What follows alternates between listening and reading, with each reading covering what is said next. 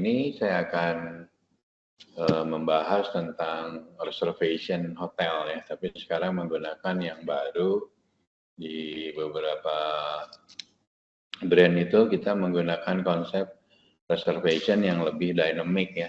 Beberapa hotel itu tampilannya sangat statik gitu ya, sehingga tamu kalau mau booking kamar, dia tidak bisa lihat posisi kamarnya seperti apa, luasnya, view-nya, segala macam. Nah, sekarang seiring perkembangan zaman, beberapa hotel sudah mengembangkan yang namanya sistem New Hotel Reservation. Jadi kalau kamu booking ke sistem hotelnya itu, kamu bisa tahu tuh, jadi what you see, what you get. Jadi kamu misalnya pesan kamar, Deluxe, kamarnya 305, itu ketahuan view-nya ngadep kemana, luasnya apa. Jadi itu benar-benar sesuai dengan yang nanti kita akan dapetin di waktu kita check-in, waktu kita stay di situ. Suara saya jelas ya? Jelas, Pak. Oke. Nah, untuk begitu, untuk punya data seperti itu, berarti kita hotel kudu banyak yang namanya foto image atau galerinya. Jadi kamu nggak bisa tipe deluxe itu misalnya hanya kamu jenis fotonya hanya 5 aja. Nanti tergantung view-nya, kalau beda-beda view-nya itu akan banyak fotonya gitu ya. Ada yang satu city view nggak bisa disamain sama yang ocean view. Ocean view juga nanti yang sisi kiri, dekat pojok atau tengah kan tamu ngelihatnya itu beda gitu kan. Nah di sini memang dibutuhkan banyak yang namanya image ya. Dan nanti kita tambahin 360. Jadi waktu kamu lihat reservation itu kamu bisa ngelihat mulai dari pintu masuk, sebelah kanan misalnya restroomnya, bednya seperti apa, terus apakah ada view atau enggak dan sebagainya. Nah itu menambah nilai. Jadi si kita tuh jualan hotelnya, kamarnya akan menjadi lebih menarik gitu ya, nggak statik gitu ya, dia akan lebih dynamic gitu.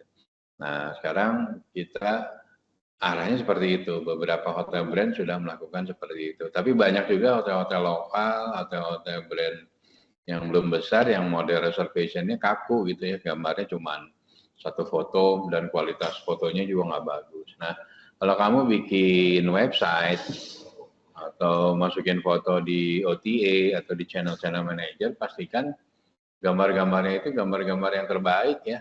Pertama dari resolusinya harus tinggi, kan ada spesifikasinya ya.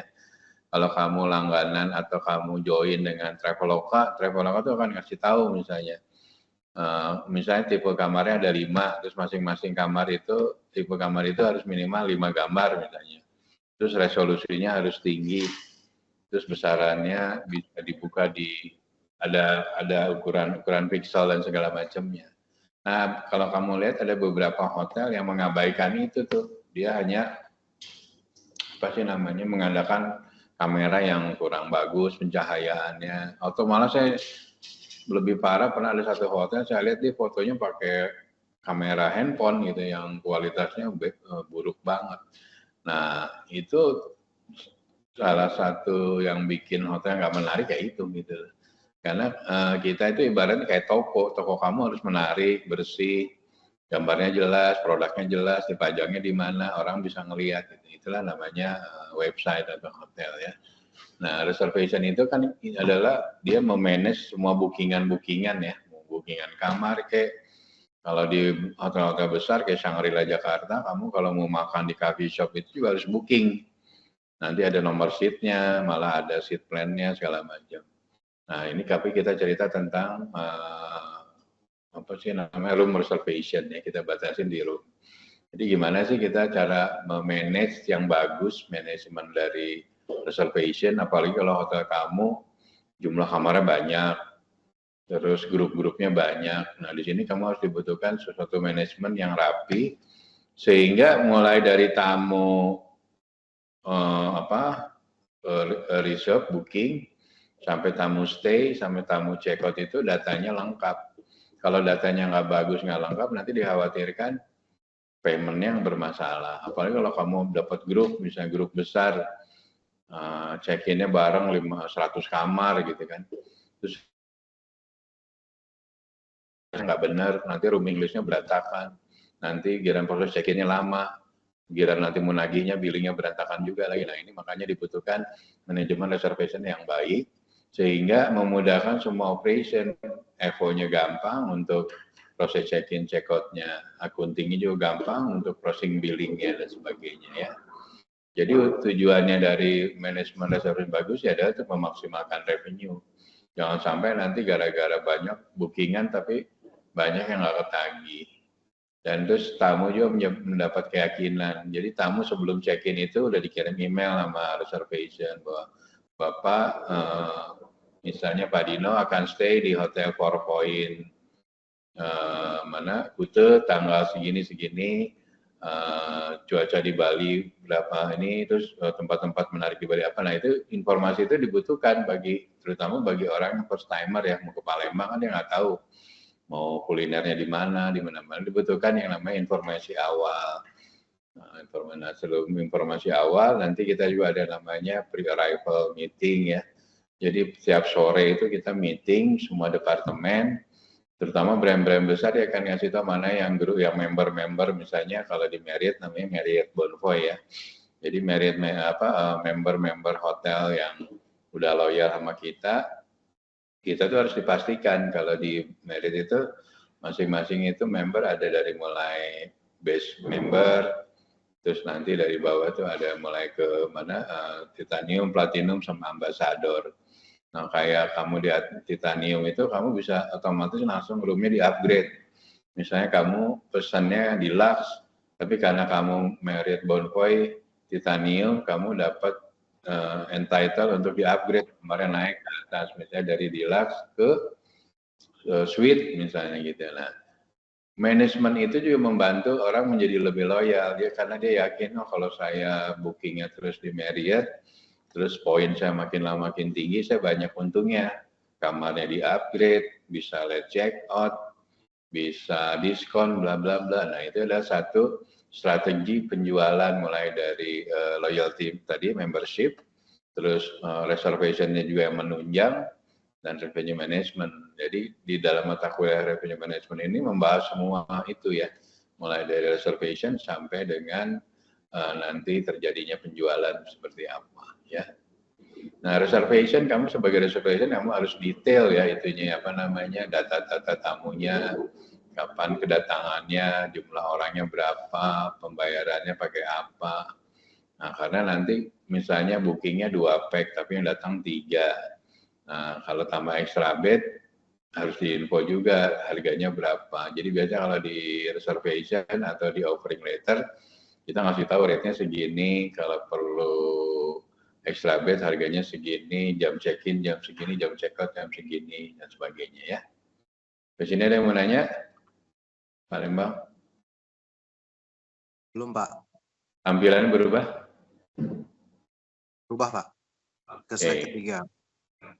Hotel akan mendapatkan reservation setelah kamu booking.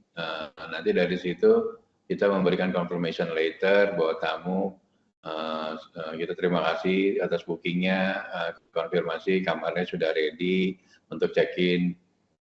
Misalnya tanggal 17 Oktober nanti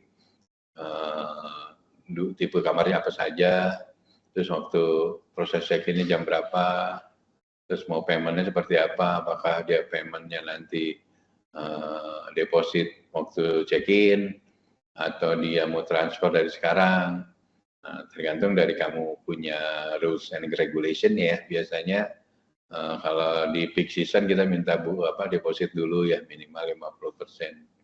Sebagainya ya. Terus di deposit itu kan nanti dikasih tahu apakah refundable atau nggak refundable.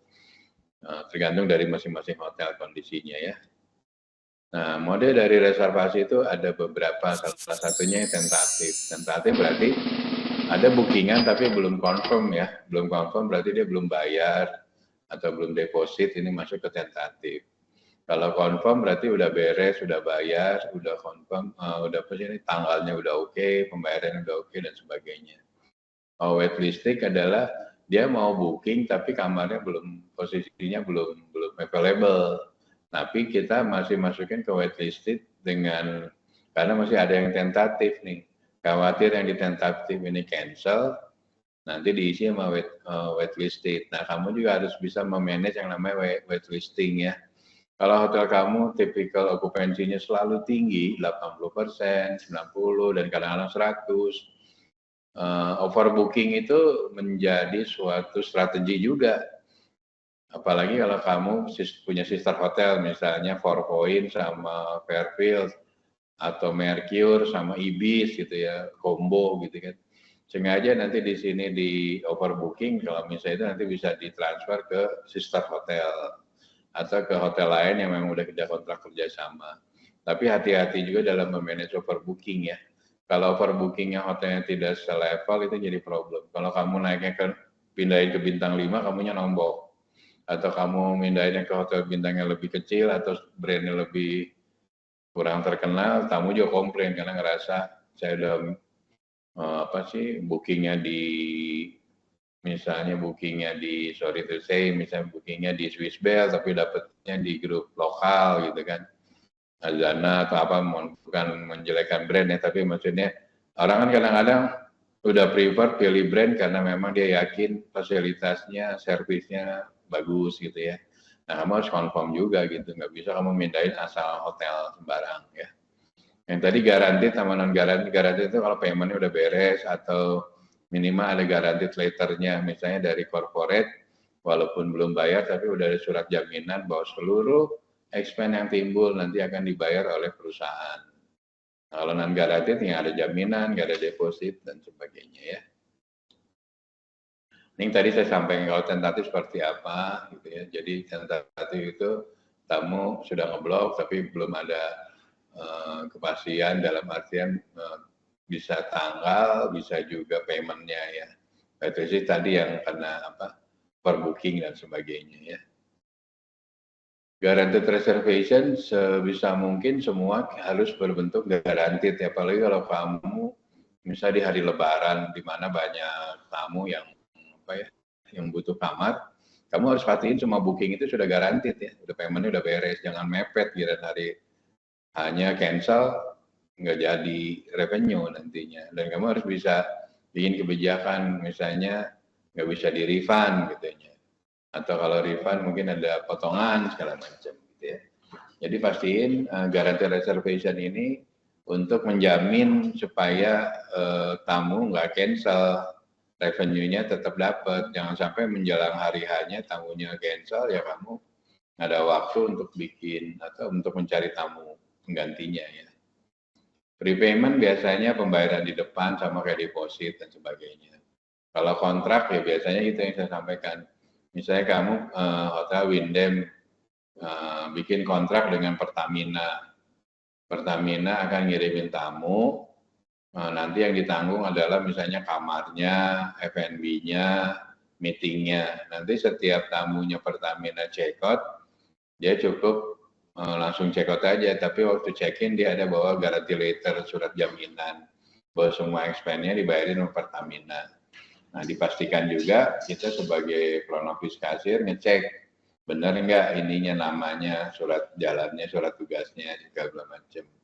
Jangan lupa ID-nya diminta dengan harapan nanti waktu itu ditagih ke Pertaminanya nggak ada deny, nggak ada penolakan gitu ya, karena sudah sesuai dengan guarantee letters dan juga data dari tamunya. Allotment, nah biasanya kita kalau memanage bookingan juga kita harus bikin allotment. Kadang-kadang kan yang saya sampaikan, kamu mungkin waktu okupansi masih rendah, kamu isi dulu. Apalagi misalnya kayak saya cerita kemarin Novotel Palembang, misalnya ada grup airline. Jadi dia setiap hari diisi 40 kamar dari airline. Nah, allotment-nya dikasih 40 kamar untuk ngisi okupansi dulu, basic okupansinya. Nah, di atas itu udah nggak dapat lagi tuh airline. Itu sama dengan OTA juga. Kalau lagi kamu rame, mungkin OTA dibatasin, allotment-nya mungkin dari seluruh OTA dikasih 20, mana duluan aja yang booking, sesudah 20 langsung di close, langsung setiap kalau kamu ada tamu booking langsung bilang bahwa kamar penuh, kalau udah kadung bayar ya dibilang akan di refund dan sebagainya ya. Yang saya sampaikan, kamu harus menghindari atau memperkecil yang namanya non guaranteed, jangan sampai reservation itu belum ada guaranteed payment-nya ya, karena nanti kan problem kalau tamu udah check-in, bisa tamunya skipper ya, kabur dan sebagainya ya. Ini state proses dari reservation ya, mulai dari mengidentifikasi bisnisnya tadi, dari mulai nanti ini kan masuk ke segmen nih, kamu posting ke Pertamina yang check-in berarti masuk corporate-nya, segmennya corporate gitu ya. Terus nanti terjadi komunikasi yang tadi saya ceritain bahwa ada email konfirmasi tentang kamarnya dan sebagainya sampai dengan tamu check-in dan sebagainya ya. Ini prosesnya ya yang tadi disampaikan, yang mulai dari proses tamu itu datang, bisa dari booking. Booking itu kan ada dua ya, tamu ada yang menggunakan emang tujuannya untuk bisnis atau tujuannya untuk leisure. Nanti sama-sama dia ada yang proses bookingnya langsung ke hotel, ada yang bisa lewat OTA dan sebagainya. Itu namanya flow-nya gitu. Jadi nanti kita bisa tahu rata-rata model channel distribusinya dari mana. Orang booking ke hotel itu lebih banyak dari mana? Lebih banyak dari website hotel atau lebih banyak dari sosial media, misalnya dari IG tapi nge-link ke booking engine-nya, nanti langsung bisa masuk ke proses reservation. Nah, ini tahapan-tahapannya ya. Ini secara gambarannya, jadi mulai dari tamu nyari reservasi dari OTA dan segala macam, dia ngirim email atau dia booking. Nah, booking itu nanti tiap pagi reservation akan ngecek, nanti akan ada konfirmasi biar by system. Kalau yang OTA semuanya udah by system ya. Tapi yang biasanya yang corporate, yang bookingnya grup banyak, dia akan email, menggunakan email ya, karena nanti ada spesifikasi mungkin jumlah kamarnya, ruang meetingnya, karena bookingnya nggak kamar aja tapi ada meeting room, ada coffee breaknya, ada mealsnya, ada dinnernya dan segala macam ya. Ini orang proses orang booking ke dalam reservasi hotel. Jadi ada yang menggunakan dari extranet itu kayak tadi misalnya dari website apapun ya, jadi misalnya kamu pakai dari detik.com terus ada iklannya hotel kamu, klik gitu ya, extranet hotel masuk ke model reservation. Atau dari sistem hotel bisa langsung. Nah, nanti lari ke booking engine. Nah, disinilah di channel manager yang kamu kasih allotment yang disampaikan. Nanti channel manager yang ngatur allotment-nya. Mungkin untuk OTA dikasih sehari untuk 30 kamar, mana aja dulu yang duluan mau. Traveloka, tiket.com, mana pokoknya jatahnya 30 aja sehari. Karena dengan asumsi dia masih banyak tamu yang menggunakan channel distribusi lain, bisa dari global distribution service, bisa juga dari ke websitenya hotel, atau mungkin orang yang go show, yang tradisional ya. Nah, disinilah lalu lintas orderan di manage yang namanya sama channel manager. Jadi channel manager ini sangat membantu, jadi mengurangi pekerjaan manusia, dia mengatur semua flow dari bookingan-bookingan. Kalau nggak ada ini, nanti ini bisa booking masuk terus, ternyata kamarnya udah penuh. Yang kejadian nanti overflow kamu, jadi kamarnya 100, tapi yang booking udah 120. Kamu harus mindahin 20 ke hotel mana, kalau hari itu ada yang kosong.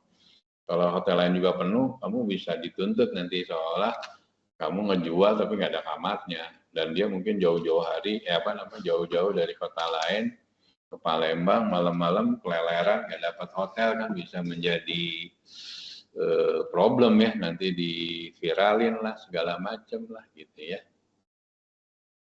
Ini cerita flow reservation dari mulai dari proses tamu booking ya, sampai dengan itu proses kalau dia jadi booking, kalau cancel sampai dengan confirm bookingnya. Ini kurang lebih flow-nya seperti ini.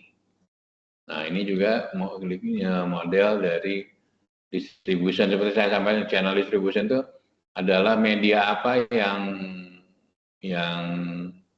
digunakan oleh tamu untuk booking ke hotel. Kan bisa menggunakan OTA, bisa menggunakan website hotel, atau bisa juga dia lihat dari iklan-iklan IG, terus akhirnya dia klik masuk ke modul reservation atau channel manager. Nah, ini adalah contoh dari booking distribution ya. Oke, di sini ada yang mau nanya Pak Lembang?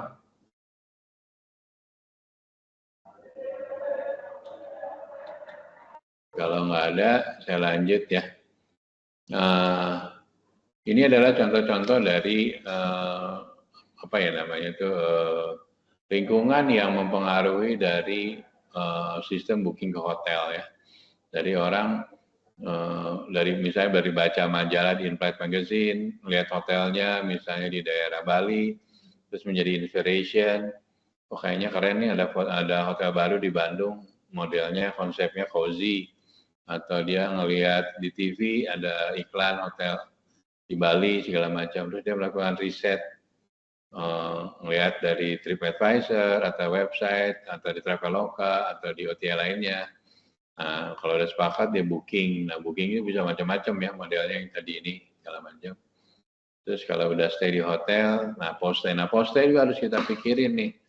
Experience tamu nginap juga harus menjadi poin bagi kita. Jangan sampai check-in-nya bagus, stay-nya oke, pas check-out nanti problem atau gara-gara ada salah kecil, nanti di guest comment-nya jadi jelek. Nah ini yang harus kita pikirin nih, secara operasional, gimana caranya tamu dari mulai check-in sampai check-out itu merasa happy, dia memberikan rekomen atau apa namanya questionnaire yang respon yang bagus, itu untuk meningkatkan kita punya ranking hotel baik di OTA atau ranking hotel di ya terutama di sosial media ya, karena apa namanya hotelnya banyak yang rekomen, kan banyak orang juga yang dipengaruhi oleh influencer, makanya kita kadang-kadang ngundang influencer mau stay di hotel kita barter atau kita bayar, jadi dia stay menggunakan fasilitas hotel, dia ada experience, nah nanti dia cerita tentang hotel kita. Nah kalau dia followernya banyak, ya semoga dari follower itu ada yang juga tertarik untuk stay juga di hotel karena dia direkomend oleh influencer. Jadi kita juga menggunakan influencer ya. Kadang-kadang tergantung kalau segmen pasar kamu marketnya misalnya di Bali gitu ya, kamu mungkin influencernya bisa ngambil dari orang luar negeri gitu ya.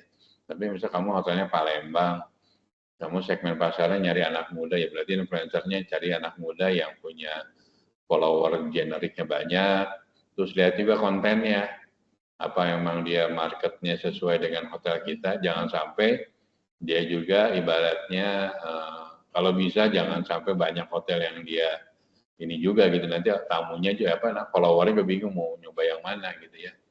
Boleh ada tapi mungkin berjarak ya, mungkin ya posting dulu tentang Harista gitu 2 minggu, terus kemudian dia experience stay lagi di area duta dan sebagainya. Jadi tidak dalam 1 minggu beberapa hotel kan nanti juga dan nggak efektif ya influence-nya dia sebagai ini.